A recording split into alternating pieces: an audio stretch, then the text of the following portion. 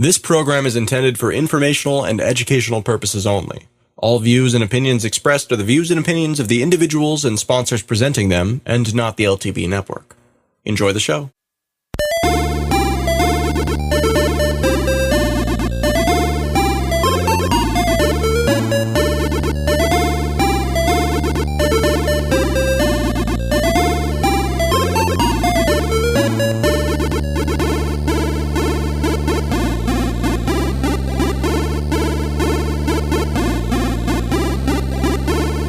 This is Sex and Science Hour with Brian Sovereign and Dr. Stephanie Murphy.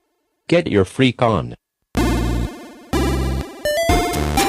Hey, Brian, is your freak on yet? Oh, it's always on. Mine's definitely When does it turn off? That's a good question. I guess never. Though, like every late March, April, boy, does it get worse. Yeah, you have like a yearly cycle. It's true. I get in heat. Well, if you're in heat, then this is the perfect show for you to listen to. That's right. We are on episode 16 of Sex and Science Hour. Thank you so much for joining us. We are late with the show again, but at this point, it's not even a gimmick anymore. It's not as if we're lazy or anything. I can't even begin to explain how hard we both worked this week. It's just we just didn't have time to do a show until now. But hopefully, you're getting a quality show as we are sitting here on Saturday night for you recording the show. We could have gone out to the bars. No, that's not something we do. We could have gone out and had a nice dinner on the town, gone to a jazz concert or something, done something incredibly classy with our Saturday night. But we're staying home recording a podcast for you. Actually, this is probably what I'd rather be doing than that. Yeah, absolutely. At least sometimes, because it's fun to record a show with you, Brian. And we always have interesting stuff to talk about. And with that, I don't feel so bad when I hear stories like this, because sometimes I think, we talk about all these stories of government tyranny here on the show, and mostly they're focused around the U.S. because that's where we live. So we talk about what we know. But of course, our listeners are located all around the world, and the U.S. is not the center of the universe, despite what a lot of people would like to think. And something kind of tyrannical happened in Belgium this week. Did you hear about this? No. Well, apparently, there was some kind of investment that a bunch of people made in Belgium several years ago. There was some kind of bond or, investment fund that people bought because at the time when they bought it, this type of fund was tax-free. But suddenly, the government decided to change the rules about that and introduced a new tax on those type of funds, and it was retroactive back to July 2008. Oh, boy. And this was introduced, I guess, I don't know, last summer, but it went back to all the way to 2008. So this is it went back 5 years from the time that it was, that the tax appeared suddenly. And they actually went into people's bank accounts and automatically yanked out the funds that corresponded to the taxes that they now claimed that these people owed. Wow, this sounds like history repeating itself. This occurred in... which country was it that this occurred in? Cyprus? Cyprus, yeah. That was a little bit different, as I understand. They just kind of took 10% off everybody's savings account. But they were yanking from banks, whether you liked it or not. Yes, absolutely. Yeah. That's true. I mean, and when somebody else holds onto your money, I guess you can't be super surprised about that. Sure. But, I think a lot of people grow up with the idea that you can trust a bank. They're there to hold on to your money. They're not there to give other people access to your money. It's supposed to be your money. Right. And it's supposed to be. It's right. So it's supposed to be. But now increasingly we're finding out that is just so blatantly not true. Yeah. And it's really sad for those people that just woke up one day and then poof, suddenly part of their savings account is gone, or checking account. I don't know what kind of accounts they collected this from, but that's really unfair.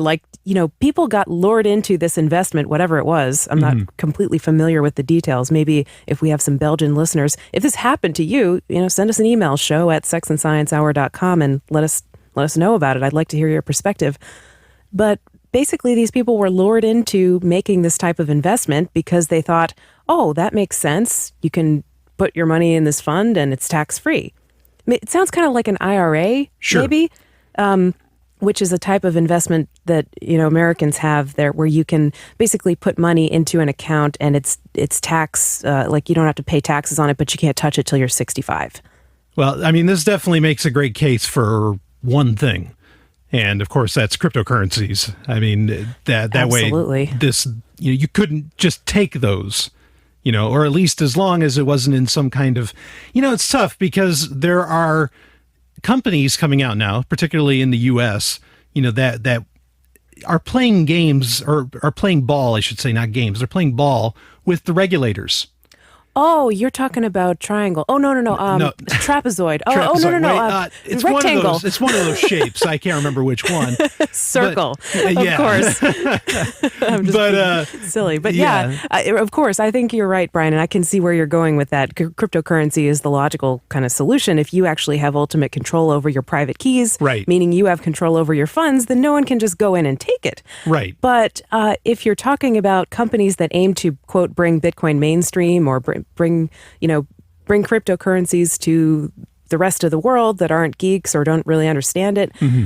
But the thing they neglect to tell you is that those companies, such as Circle, are going to have control over your private keys. So you don't really have that level of control over your money, that absolute level of control over your money, right, that you get by by holding Bitcoins yourself. It's basically just like a bank, because somebody else, if they have access to your account, could take your money out.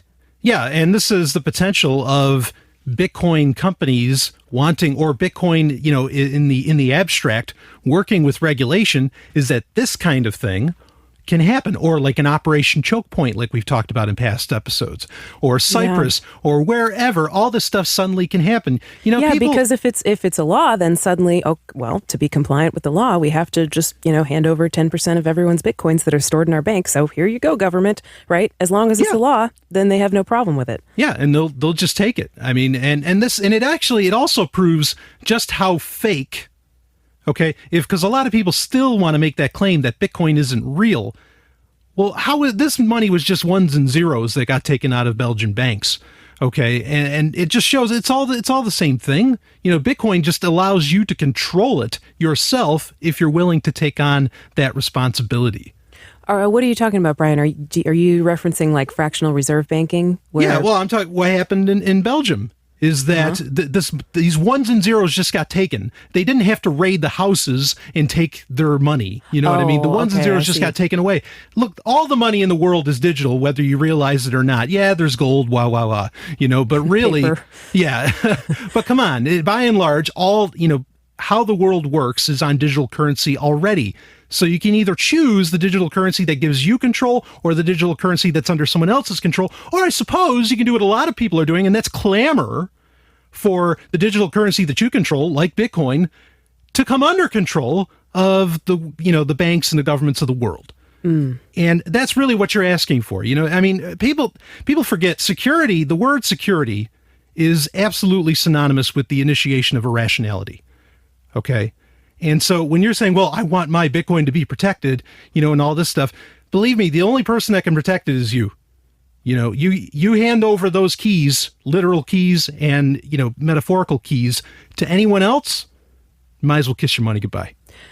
Yeah, it makes me think about, there's a lot of talk recently in the Bitcoin world about multi-signature transactions, which is something that's been built into the Bitcoin protocol for a long time. Yeah. The ability to basically have a type of transaction where in order to send Bitcoin, you have to have multiple people sign off on it, and you have to have at least, for instance, 2 out of 3 of the people that could sign it before it leaves the sender and goes to the recipient. Right. Or, it could be 3 out of 5, it could be 5 out of 7, it could be any number, but that's the idea of multi-signature transactions. And people say it'll be great for preventing theft, which I agree with, right? Because if you only have one person needed to to sign a transaction, and somebody signs it fraudulently via hacking, or they get a hold of your keys or whatever, then there's nothing you can do. Those coins are gone. So if you had a multi-signature system, there would have to be basically a conspiracy, of some kind in order to fraudulently send Bitcoins out of that wallet that you don't want them moved from. But then again, like if you are, let's say, just a customer or a consumer, and you are storing your Bitcoins in Circle, and they say, oh, well, we've got them protected by a multi-signature type of transaction structure. So not only do you have to sign the transaction if we're going to send Bitcoins out of your account, but also we have to sign it. Would it be the case then, perhaps, that they could move the funds without your permission? Sure. If there's two people from Circle that want to send your Bitcoins to the government and you don't want to, and you don't sign that transaction, is it like too bad? It's 2 out of 3, and we say it's basically democracy. It's two wolves. Yeah. Democracy is 2 wolves and a sheep voting on what's for dinner. That's right. like the famous saying, and I love that saying. But multi-signature transactions could be 2 wolves and a sheep voting on what's for dinner too. Yeah, it's something to consider in some situations. Right. It's something to consider. I mean, multisig doesn't have to necessarily be other people. It has to be this IP address. It has to be this location. It has to be this time or things like that. There's a lot of different ways multisig can get implemented, but I think you raise a great point, is that people need to ask the question, hey, really, how much does this serve me, and what are the chances of it not serving me? It's, of course, going to be different in different situations. I'm sure there are some cases where multi-sig technology is going to protect people and right. is going to make their Bitcoins more secure. But there are probably some use cases for it that would have the opposite effect. And I think we should just think about it. Instead of saying that multi-sig is a panacea for everything, it may not be. It may introduce some new problems. Yeah, multi-sig's a great idea if, you have multi-sig was set up not for multiple people, but for you personally with multiple computers.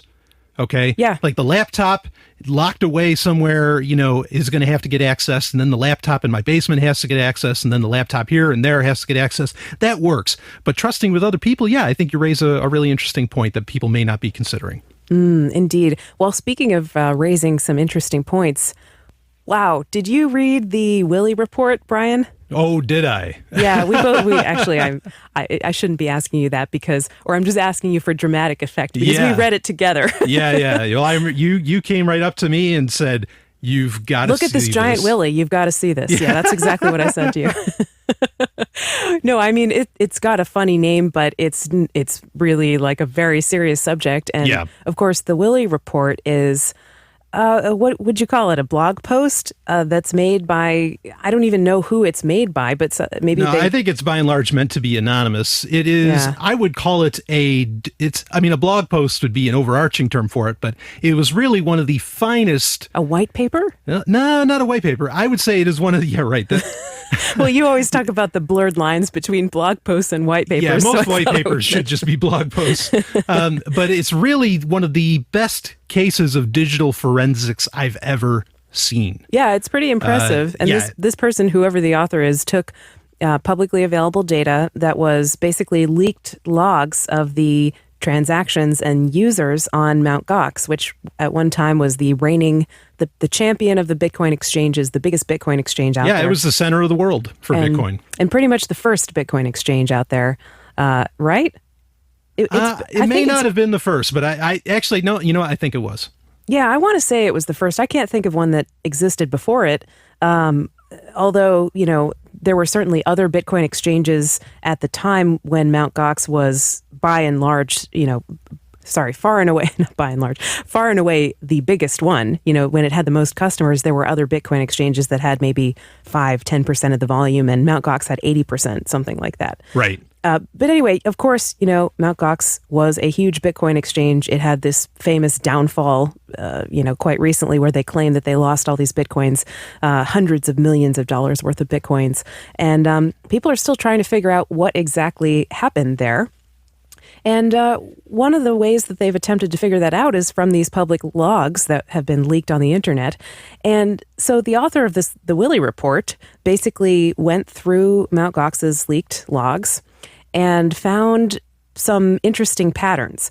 There were basically, and this is a very complicated report, we'll link to it in the show notes. It did get taken down at one point. Somebody probably, I don't know, maybe threatened them or reported. It was a WordPress site. The WordPress site, when you went to it a couple days later, pretty much said, and in fact, I had said the day we read it, I think it was a Sunday, maybe it was last Sunday. Maybe. I said, it's like, I need to make a Pocket account because I need to save this. This is going to disappear.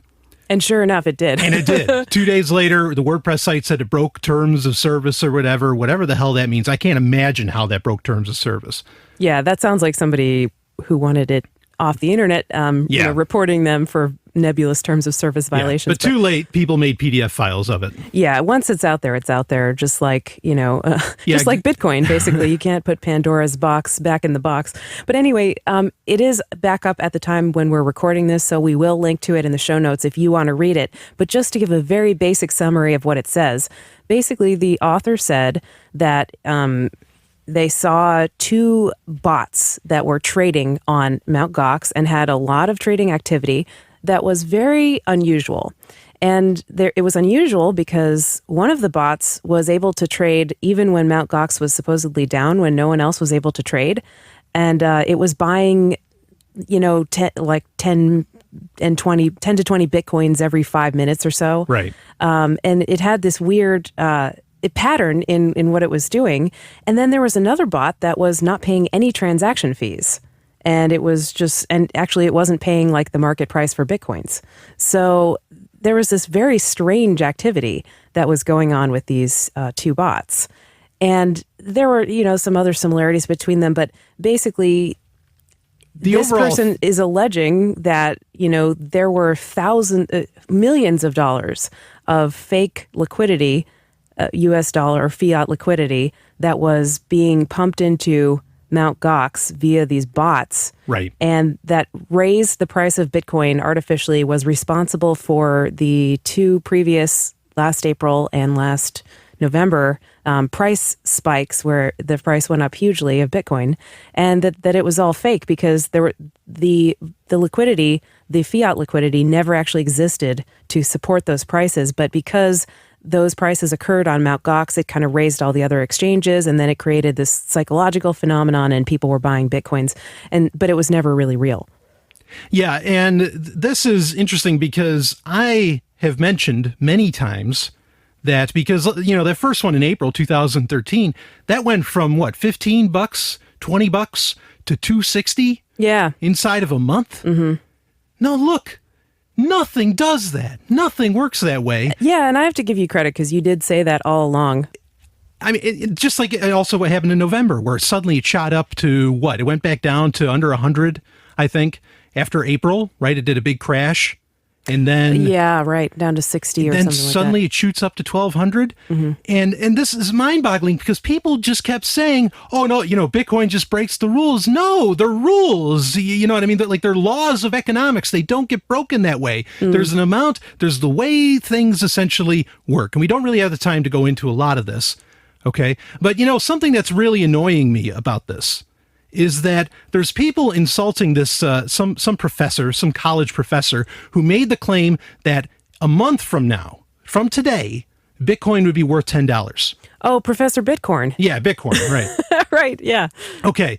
I think that if Bitcoin wasn't fucked with, quite frankly, mm-hmm. as it was at Gox multiple times, he'd be right on. Or he'd be pretty close. Really? You think so? Yeah, why not? Well, I'm open to that possibility, but to make the opposite case, you could look at the volume of transactions on the Bitcoin network and compare them to Western Union, PayPal, that kind of thing. And that would seem to support a price that's over $10, definitely. Right, but what's the motive? Over $100. Right, but what's the motive for doing what these Gox bots did? The motive is to generate interest and real liquidity. Well, we don't know what the motive was. I mean, because we don't know who put them there. This is all very interesting, but it's all allegations and it's not proven, and we don't know who actually did it. I mean, there is a section in here that alleges perhaps it was an inside job, and they I'd venture it's that. Detail about that. Yeah, I mean, and it does look awfully suspicious, I will say that.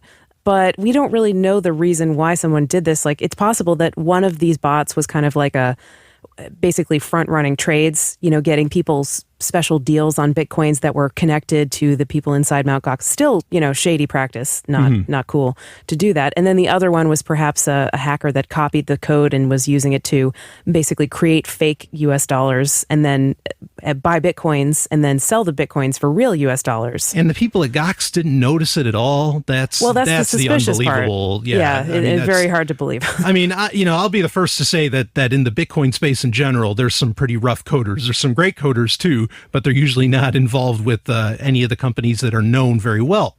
And these terrible coders, even they should have seen that this was going on.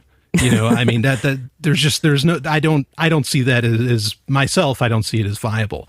I think it's all very, very strange. This kind of stuff happens in dark liquidity pools all the time. Okay, there's really nasty names for it, and I have the feeling that crazy stuff happened here. I love Bitcoin though. Do you think we need Bitcoin regulation to prevent this? Because I don't think it prevents it in the regular. No.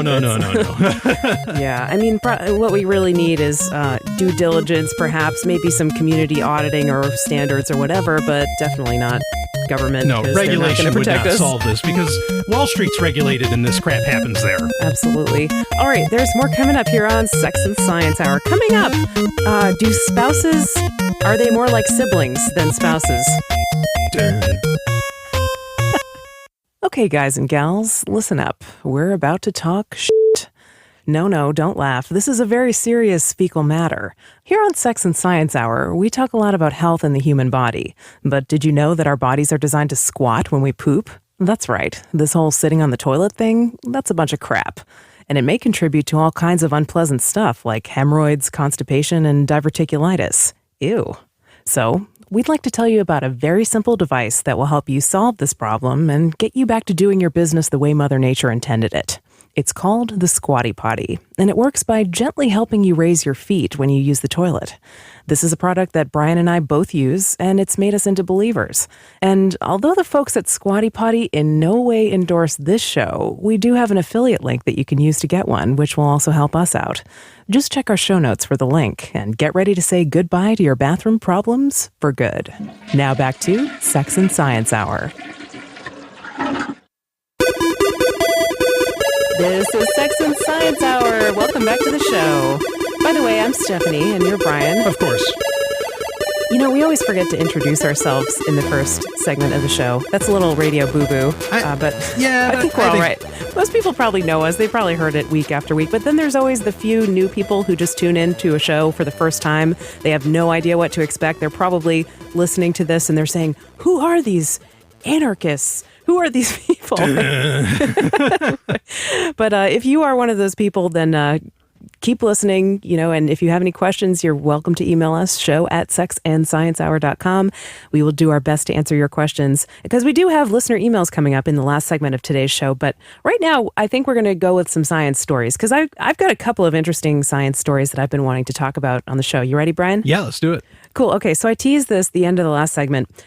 Spouses have similar DNA. Now, this is weird because you're always told that, humans can somehow pick up on or sense or smell or detect genetic diversity. And they want to mate with somebody on a primal level, like we're attracted to people whose pheromones are telling us that they have different immune systems that will complement ours so that our children will have these strong, healthy immune systems and be able to fight off pathogens. Yeah, what's this called? MD? Oh, yeah, it's the MHC genes. That's it. The MHC is major histocompatibility complex. That's pretty good. No notes. It's a type of basically genes that are involved in the immune system that convey innate immunity to certain pathogens and bugs and bacteria and viruses that you might encounter if you were a human living in a world with no antibiotics and no soap and that kind of thing. Although perhaps now there's a lot of people, this is a side tangent, but now there's a lot of people saying that soap could be the problem.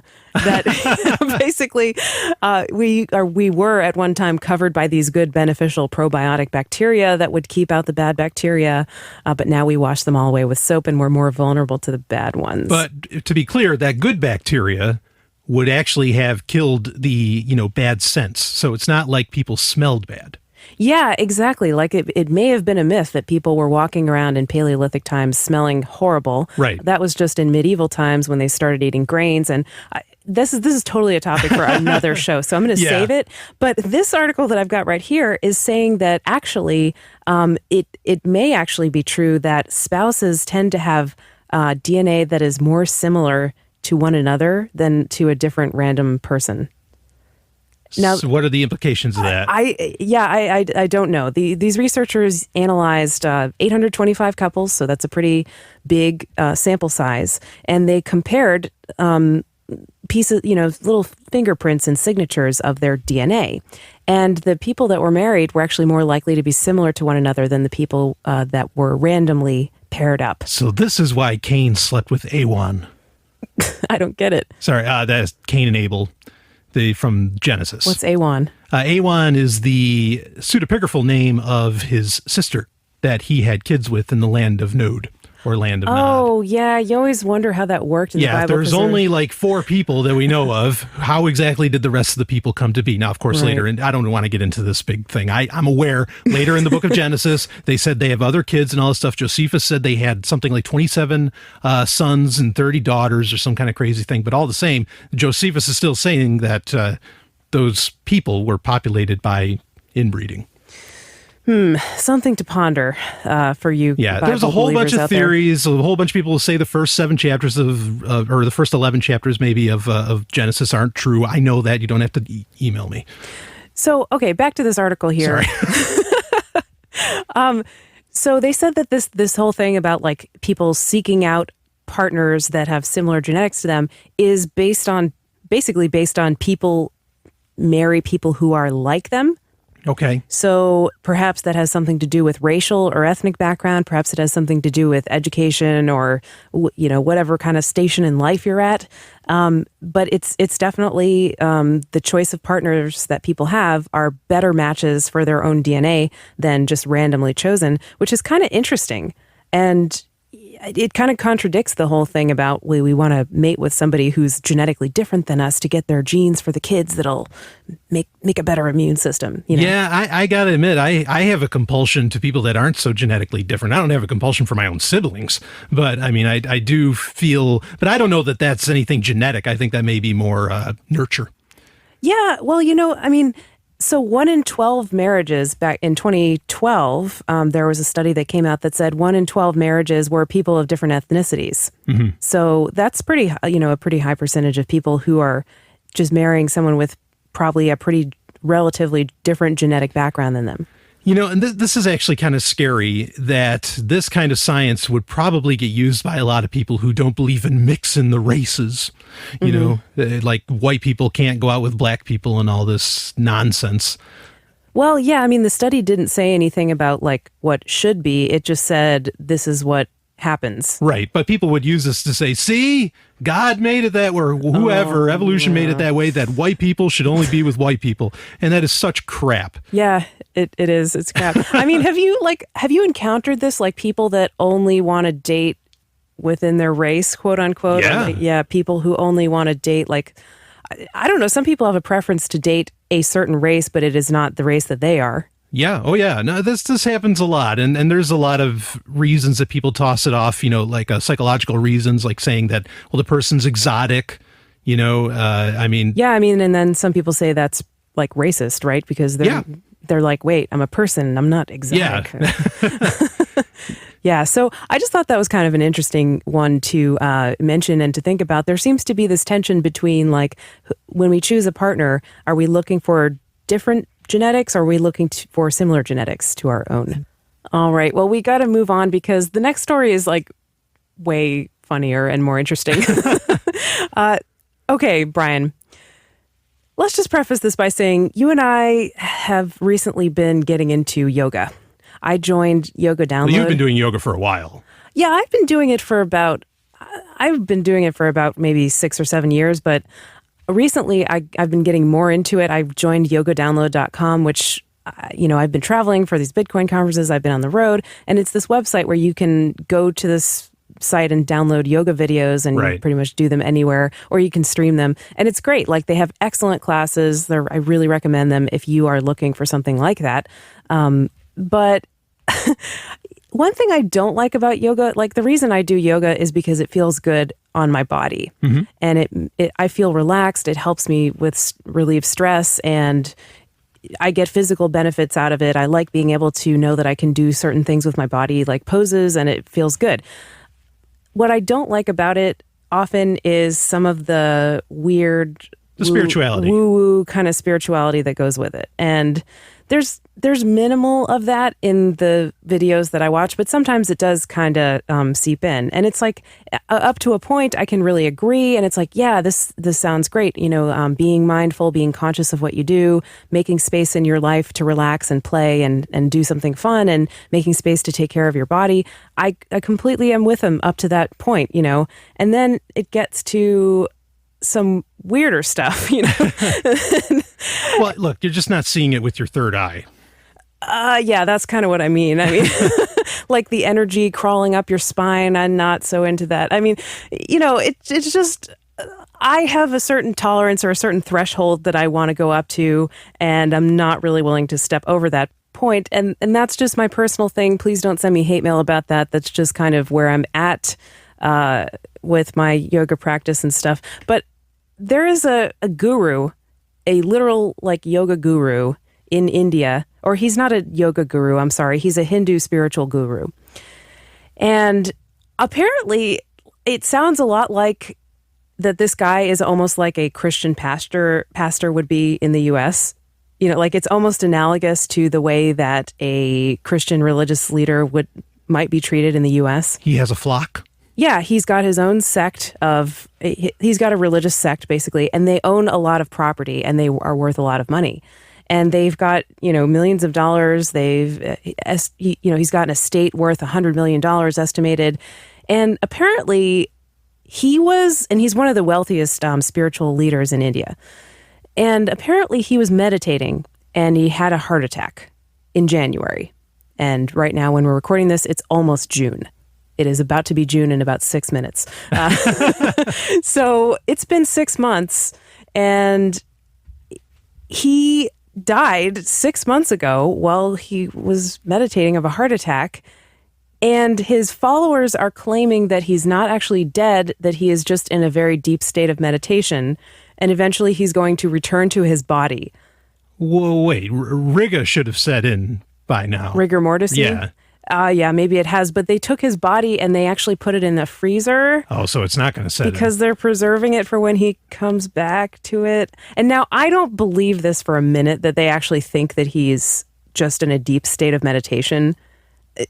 Perhaps they do, but you'd have to be pretty disconnected from reality to actually believe that. I think this is about his money, because what the followers want is to keep control of his money and his property, but his wife and his daughter, they want to receive his estate. And so they want him to be recognized as dead legally, but he's not. And so a Hindu court has actually been, not Hindu court, a court in India has been asked to rule on whether or not he is dead. Wow. Can you believe it? Obviously he's dead. His body is in the freezer. His blood is not flowing. Isn't that part of yoga? Like the prana, the breath, like the life blood. Yeah.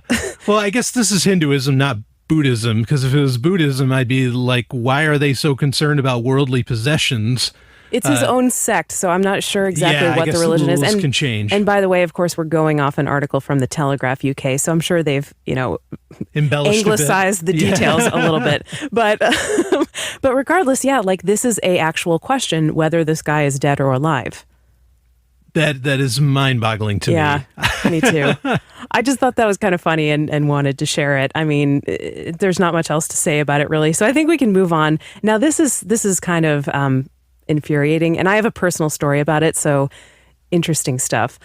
In Utah, apparently, where there are lots of Mormons and a lot of social conservatism here in the U.S., there was a high school yearbook, and it's also quite hot there. Sure. At least some parts of it can get very warm. Sure. There's been there was a high school, and kids get pictures taken every year for the high school yearbook or for whatever year they're in. So they have a picture of themselves in the yearbook every year. And some of the girls were wearing sleeveless shirts. Now, pretty commonplace, especially in hot areas. Yeah, absolutely. It can be quite uncomfortable to sit in a hot, probably not air-conditioned building all day in a sticky little desk with 40 other kids in the same classroom, not opening the windows. Of course they're wearing tank tops and sleeveless shirts to school because they're probably pretty warm. Sure. And so they had these shirts on in their pictures, and some administrator or someone went in and photoshopped sleeves into their pictures to cover up their shoulders. Oh, what the hell? Because we can't have shoulders. I mean, like, it's anarchy, right? Like, we can't have shoulders showing or else the boys are going to go nuts. They won't be able to concentrate on their studies, right? Let me tell you who's not able to concentrate. Probably some pervy principal. Yeah, exactly. Some sicko pedophiles. Okay, they can't handle seeing a girl's arm. That's how badly they're. Oh, that's disgusting. It's just so weird. I mean, it's like, why don't we make them wear burqas or something? Like, go all the way. It's so hard for me to believe that people think that someone else's dress is responsible for them not being able to concentrate or something like that. You know, like it's the girl's responsibility to be modest so that everybody can concentrate. She was asking for it. She was asking for it. Yeah, with that sleeveless shirt. I mean, and most of these photos that I've seen, it's not even like a spaghetti tank or anything like that. It's like, it's just a sleeveless shirt. It has, like, most of their shoulder is covered up except for like the apex of their, you know, where their arm meets their shoulder. Right. So it's unbelievable that they would Photoshop in sleeves to cover this up as if it was like somehow indecent, as if they're, you know, as if they're nude in these pictures. They're totally not. It's ridiculous. You said you had your own personal story with this, though. I do, but I just want to mention that at the same time, at the same school, there's in the same yearbook, there's like some boys page where the boys are running around in sleeveless, shirts open, boxers showing, tattoos out, and it's called Stud Life. Right. So the boys, like, these girls are having sleeves photoshopped into their photos and being told they have to be modest. When the boys are running around in their underwear, it makes no freaking sense. Stephanie, we don't need feminism. You know, I hear stuff like this and I think we do. It's a totally blatant double standard. And okay, so maybe this gets to me particularly because when I was in middle school, okay, I had this principal in middle school who was... She was authoritarian to the core. Okay, That's what I'm trying to say. She wasn't as cold as, say, a dead yogi in a freezer, right? No, okay. Not quite. But she was authoritarian all the way. Like, that's how I can describe her. And so one time, it was like the last week of school. I went to school in the Northeast. And so it was, you know, it wasn't very hot most of the year, but there were a couple weeks in June where it was just like, ugh, I'm dying here. And of course, they didn't have air conditioning. They wouldn't open the windows because that might excite the kids too much. That might distract them from the boring crap that was on the blackboard. So, like, we were just sitting there sweltering in these classrooms. And a couple of times I went to school with shirts that had no sleeves, not even tank tops, not like little spaghetti straps or anything like that, even not that there's anything wrong with that, but just shirts that lacked sleeves. And so she pulls me aside one day and she goes, Stephanie, we need to talk about your shirt. Like, it's not appropriate to wear sleeveless shirts to school because the boys are going to be looking at your shoulders and they're going to be distracted. And it's like, you have to be the responsible one here and you have to wear sleeves. What? And people will, she said something else like, people will respect you more if you have sleeves on your shirts and if you don't show your body. Like, she was acting as though I was walking around in a G-string. And I was just like, so my mind was blown. Like, I felt ashamed and I had no reason to feel ashamed. No. I was not doing anything. I mean, So that's my experience with school dress codes. And at the same time, it was also very hypocritical because, again, boys could come to school and they had these basketball shirts, you know, like those were popular, those shirts like basketball jerseys. They would come to school wearing those, and those had no sleeves. Or they would come in a T-shirt that had the sleeves kind of cut off. You know, maybe it had like a little bit of, it stuck out a little bit on the shoulder, you know, like kind of the frayed edges of the sleeves. But it was a sleeveless shirt just like I had on. But yet they didn't get told that they were distracting anybody, and they didn't get told that it was their responsibility to make sure other people paid attention in class. I mean, what kind of lunacy is that? You know, I see, if you had told me this like last week before we knew about this story, I would have just been like, well, I am so glad we are past that. But no, I guess not. We're not past that at all. This probably happened to me 15 years ago, but, you know, this is still happening in 2014. Yeah, that's mind-boggling to me. Yeah, absolutely. So I don't know what we can do about this. I don't know, like, I guess it's good that it's making the rounds on the internet, But for the people who this is actually happening to, I don't know that the conversation is being moved forward to the point where they can feel comfortable just dressing in a way so that they're not overheating, you know? Yeah, it really doesn't make any sense because the message supposedly that kids are constantly being told is that you can be anything you want to be as long as you wear sleeves. Right. You know, it doesn't, there's a real disconnect there. And I feel bad because I think kids are constantly, you were as well, and you know what you were telling just now, kids are constantly being fed doublespeak. They're constantly being fed contradictions and they know it and they become confused because kids are so smart. Yes. Or they just reject everything, which is fine. I mean, if they reject the authority of these hypocritical adults, then that's good as far as I'm concerned because they're embracing the truth. Right. But, you know, as far as the issue of like women's clothing provoking rape or distraction or whatever, like you're really on a slippery slope once you start alleging that it's your fault if the boys are looking at your shoulders and they're distracted and not paying attention to class, you know? Yeah, well, look, you got to wear a skirt that goes all the way down. Why don't we just wear a burqa? Yeah. I mean, I'm pretty sure the people in countries where women wear burqas, I'm pretty sure they don't stop raping women because they're wearing a burqa. I'm very sure of that myself. The attitudes are still there no matter how much you cover up, and that's what really needs to be changed. All right, this is Sex and Science Hour. There's more coming up. We got listener emails, actually, kind of about this very topic. Stay tuned. Oh, Brian, we always have so much fun having Sex and Science Hour together on Thursday nights. But can you believe it? This is not the only thing that we do. Yeah, we actually have other shows. Like your podcast, Sovereign Tech. That's a good show. I listen to it every week. Well, I am the producer, but I would listen to it every week even if I wasn't the producer. Yeah, well, and people might know you from Let's Talk Bitcoin, might being the operative term.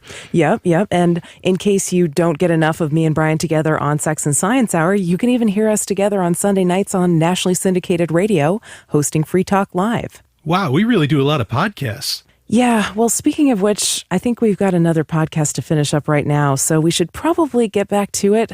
But you can subscribe to Sovereign Tech at SOVRYNTech.com, Let's Talk Bitcoin at letstalkbitcoin.com, and Free Talk Live at freetalklive.com. Now back to Sex and Science Hour. This is Sex and Science Hour. Welcome back to the show. Blathering blatherskites. Right.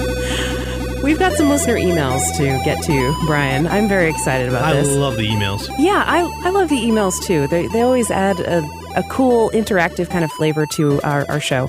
So, I said we were going to talk about something similar to the last article that we just covered, and this is a listener email from Terry. He writes in, a friend of mine saw a lingerie ad, and in his opinion, it was insulting towards women. He posted on Facebook that we should boycott the brand. I discussed it with my wife, and lo and behold, she agreed with him. She even became angry with me for not seeing the humiliation. Women are objectified and reduced to a piece of meat in this way. I love how he speaks. Like, English is not his first language. He does a wonderful job, but occasionally there's a phrase that comes out that just strikes me really funny. So, Terry, it's awesome. We love it. Keep it up. Women are objectified and reduced to a piece of meat this way. A woman is more than her body, and when I am only appreciating her looks, I'm neglecting her character, her personality, and her interests. I really don't understand this. When I appreciate a woman's body, apparently it is insulting. But when I turn my head in disgust and start a boycotting campaign, I am woman-friendly? Isn't it the other way around? Stephanie, you have a lovely voice. Is it okay to say that about you? Or am I just reducing you to your vocal cords without appreciating you as a complete human being? Then why is this different from appreciating how a woman looks? In both cases, I take one feature and I appreciate it. What point am I missing here? Of course, there are the feelings that women have. If they look nice, they probably hear a lot about it.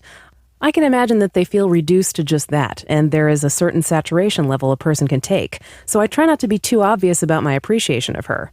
I don't whistle or yell when I see a beautiful girl. I'm not hitting on her. I usually don't fantasize about having sex with her, usually. Sometimes I stare, and when she notices me staring, I usually don't look away because I don't do anything that I shouldn't do, in my opinion. I can imagine that it is annoying when a regular guy like me is staring, and she looks the other way and she sees another guy also staring. I can imagine that it is a challenge to cope with this all day. But still, if I am staring and she feels uncomfortable by it, is it my responsibility that she feels like that? My acts and my feelings are my responsibility. Her acts and her feelings are her responsibility. and there is never a one-on-one relationship between my acts and her feelings. So if my appreciation is being interpreted as demeaning, is that my responsibility because my acting is harmful, or is it hers because her feelings don't match with what I do to her? Stephanie, you're a woman. Please explain to me why I am an inconsiderate prick. With kind regards, Terry. So, Terry, thank you very much for your email. I don't think you are an inconsiderate prick. In fact, I think I really appreciated how compassionately you described what you think that a woman must be going through if she's walking around trying to get stuff done and there are people staring at her all the time and perhaps not just staring, but making comments and whistling and never really appreciating her as a full person. I thought that was really compassionate of him. Did you, Brian? I mean, yeah, I think the fact that he's thinking so deeply about it shows that he's not inconsiderate, and and that he doesn't consider women a piece of meat. Yeah, very empathetic of Terry. I think, when you don't know someone at all, when you see a picture of someone, you don't even know their name, you don't know anything about them, it's pretty hard to appreciate them as a full person because you don't know them as a full person. All you've seen is their image. Same thing if you see someone just walking down the street and you know nothing about them. I mean, how else could you possibly view them except based on what you know, which you don't have very much information, right? Right. So in some ways you can't really help it. And, same if you just hear a voice on the radio and you say, oh, that's a nice sounding voice. You're not really objectifying the person because you don't have any other information to go on. Where I think it gets kind of tricky is that, as Terry noted, there are some instances where if you're a woman, or perhaps this even happens to men too, I'm sure it could actually happen to anybody, if you're just kind of going about your daily business and you receive a lot of unwanted attention. And I think unwanted is a big factor, right? Mm-hmm. Because if it's wanted, then it's wanted and it's welcomed. The appreciation of your beauty or whatever, then okay, it's wanted, there's no problem. But if it's unwanted, then that's a problem. Right. Right? Because the person wants to give it, but you don't want to receive it. And, I think to a certain extent, Terry, it sounds like what you're describing is doing everything you can to avoid making your appreciation unwanted. Yeah, or being uncomfortable. Yeah, he's not being creepy. He's just, if he sees someone attractive, he looks at them. He doesn't look away when they catch him staring because he's not trying to hide the fact that he was looking at them. Right. Right. He doesn't whistle or yell. He doesn't even talk to them usually. Yeah, I mean, but this is the thing is that most people, and whether a person consciously or unconsciously picks up on this, and with women, it seems to be a far worse situation. If you are, walking down the street and you see a beautiful woman, mm-hmm. okay, and you decide, hey, I'm going to just talk to her. You never met this person before and you just went up and talked to her. Why are you going up and talking to her? Because she's beautiful. Yeah, because you want to talk to her, I suppose. Right. I mean, it's not like this you probably don't just want to talk to her. Yeah, no, I mean, now, if you were going to a hockey game, okay, and there's a beautiful woman there, and you went up to talk to her, you may have the initial auspice of, okay, we share this appreciation of hockey together. Okay? And so my point is that if you just out of nowhere talk to somebody, I don't blame someone for feeling like they're being talked to because they're a piece of meat. Now, if you're in a circumstance... Okay, well, sure, but I got to challenge you a little bit on that because if somebody just starts to talk to me, I usually don't think much of it. Sometimes people talk to me in the grocery store or whatever. It's when I indicate that I don't want to have sex with them or date them and they continue to make those kinds of advances. That's when it becomes a real problem. Right. Well, it's one thing to have someone in a grocery store, kind of conversing with you quickly on, maybe there's a degree of small talk or something like that, but usually the person just moves on. But if they keep on going, right. Like you said, the unwanted business, what other reason could they possibly want to be talking to you other than that? They don't know your personality. Then it's an indication that they don't care about what you want. They don't care right. about your boundaries. And that's kind of a scary, threatening thing in a way, because if they have no consideration for what you want, then what would they do?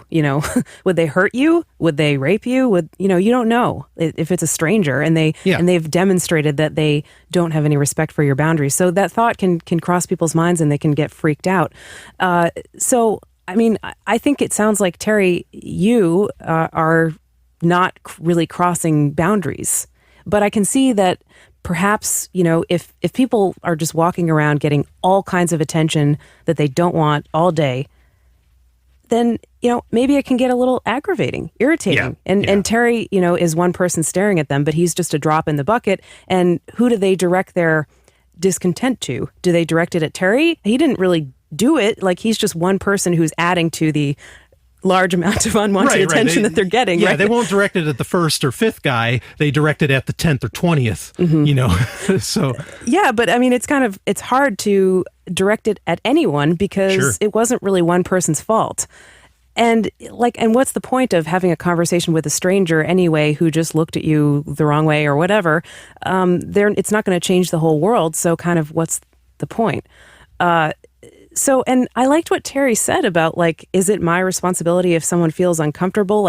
He's pretty much doing everything he can to not be creepy and to not and to, to look at something he finds visually appealing, but not disrupt their day in any way. And so is it his fault if they get really freaked out and kind of upset and angry that he's looking at them? Perhaps there is a little bit of responsibility taking needed there for the way that someone feels and reacts to being looked at.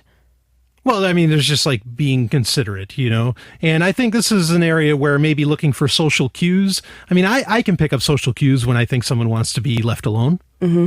And you just look for those. Yeah, I think that's important. Sure. I mean, that's really the antithesis of being creepy, is that you can pick up on social cues. Well, yeah, being creepy means you aren't picking up on them, or you are, and you're ignoring them, yeah. because of your own wants and desires. Right. But yeah, I mean, that's basically what creepy is. It's unwanted in some way, and that can range from just a little bit over the line to overtly threatening or dangerous. Right. But I want to go back to what Terry said about the feelings, and is he responsible for the way that someone feels? I mean, I definitely think that it's an important and empowering thing to realize that no one can really make us feel a certain way. Our emotions are our own. Right. We own our feelings just like we own ourselves. And we, to a certain extent, certain emotions can be triggered in us by things that other people do, but other people don't control our emotions. Does that make sense? Is that it's kind of a subtle distinction, but it can be really empowering to realize that you do own your own feelings and that you can take responsibility for your own feelings. And you don't have to feel a certain way if somebody does a certain action to you. Yeah, I mean, this is pretty ancient knowledge, as in people in Greece wrote about it, like Epictetus, who, saying that, look, those were some Epictetus we ate for dinner. Where he essentially said, the person didn't offend you. You yourself were offended, because what they did only means something to you. It doesn't necessarily mean something to them. Yeah, that's true. I mean, you kind of never know what's going on for someone else. But, it can be a challenge if you're all day, you're walking around and you're having to deal with processing different people staring at you. And, okay, I have to kind of brush this off. And, I feel creeped out, but I have to kind of shrug it off or whatever. I have to process this. That can be, a little bit exhausting. So, I mean, but to answer Terry's question, I don't think there's anything inappropriate about the way that you're acting. I don't think you're a jerk. And I certainly don't feel objectified by you saying that I have a nice voice. And I think we've been talking about this for a while, so we should probably move on. But thank you, Terry, for your email. I appreciate you bringing that up. The subject of objectification definitely comes up a lot when we talk about the Bitcoin community. There's been a lot of talk about women in Bitcoin. So this is not the end of this discussion. We'll be talking more about it, I'm sure. And there's a lot more to say. So, but we got to move on for now. We did get another, we got a fan mail, okay? And this is I usually probably wouldn't read an email like this because, it's very nice, but there's not a whole ton there to talk about. But I just wanted to mention this person's website because so he says, I'm a huge fan of your podcast. Your show is so entertaining and super informative. If there's any way I can help Sex and Science Hour reach more listeners, please let me know. Cheers. And then he signed it from Adam, creator of the gossip site, thestinky.com. So I go to this website and it was pretty funny, I have to say. It's like a comedy website and he posts little pictures and people write in and send him material for his blog, and then he like responds to it, and he's the Stinksta. He's Dr. Stinksta. Dr. Stinksta. And I think he's from Boston, so that's like very appropriate. So I just wanted to plug that. And as far as how can you help Sex and Science Hour, that's very kind. If you like our show, I think word of mouth is a way that people hear about podcasts. So it always, is very nice when people share our show on social media or tweet about it or post on Facebook or whatever. And if you know somebody who you think would like the show, maybe play it for them or send it to them or whatever. And that, I think, would really help us out. Because the more people listen, then the more people we can talk to and have the opportunity to interact with. Yeah, and I can understand where some would see Sex and Science Hour as a guilty pleasure, especially when we do a lot more of the sex than anything else in the show. Maybe that's not something like you'd want to openly share to grandma, but Oh, please, my mom listens to the show. But yeah, I mean, like, we try to make it a show that anyone can listen to. It doesn't mean they have to agree with us on anything. Like, pretty much every week we get an email that says, "Oh, I love your show. I don't agree with you on anything." Like, pretty much everyone who writes to us says, "I don't agree with you on everything." And that's fine. You don't have to agree with us. Yeah. We're just trying to entertain. So. We're just having fun. You can have fun with us. Yes, please have fun with us. And if you want to help us, in other ways, like, it is very helpful when people shop through our affiliate links on Amazon, because we're able to, get paid a little bit for doing the show. It's not much, believe me, at this point, but every little bit does help. And I want to say, like, this audience, I don't know if it's because they're on the Let's Talk Bitcoin network primarily, or there are a lot of Bitcoin people, or there are just a lot of people, period. But I have to say, people tip.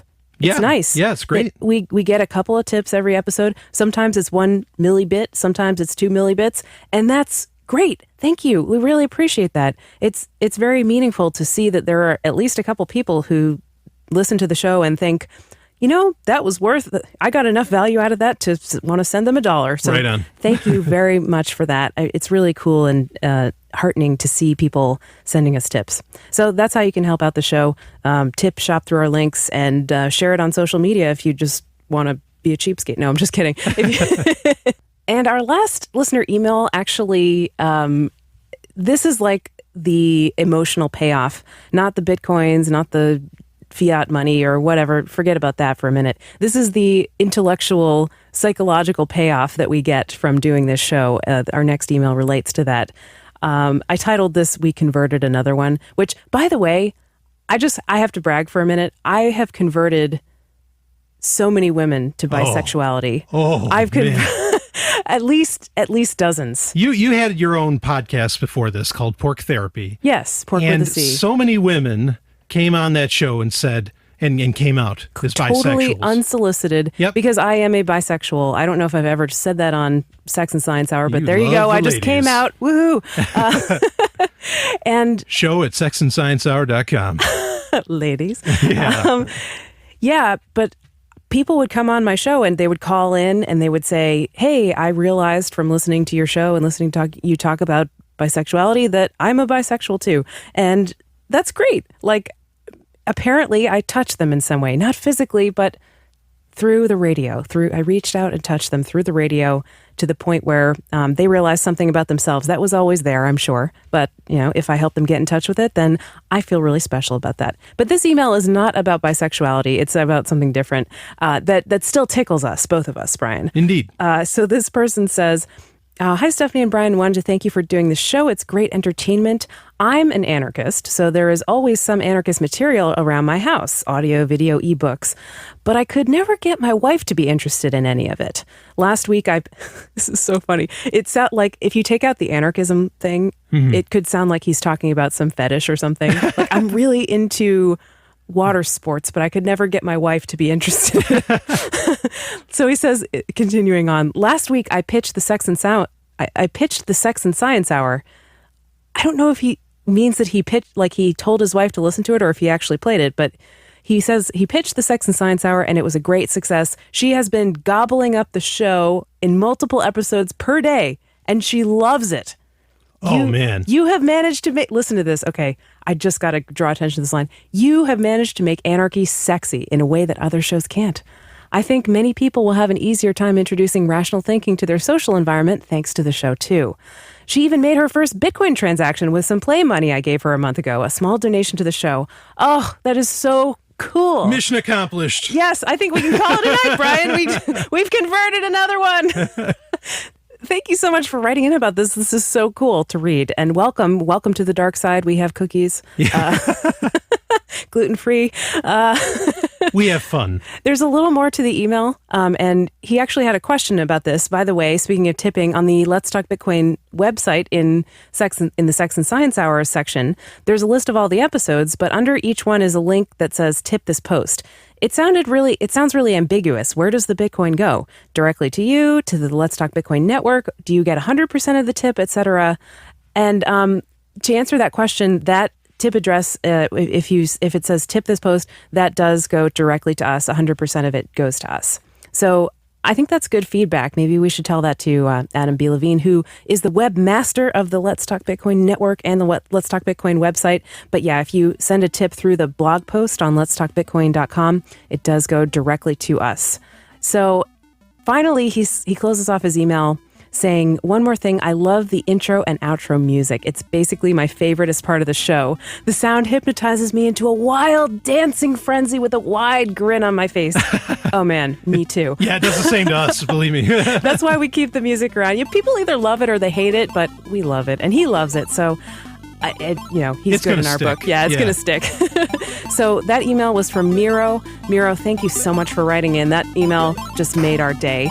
And we hope, now that we've converted people to anarchism and we've made anarchy sexy, I think we can just call it a night. So we're going to sign off now. Thank you for tuning in. This has been Sex and Science Hour.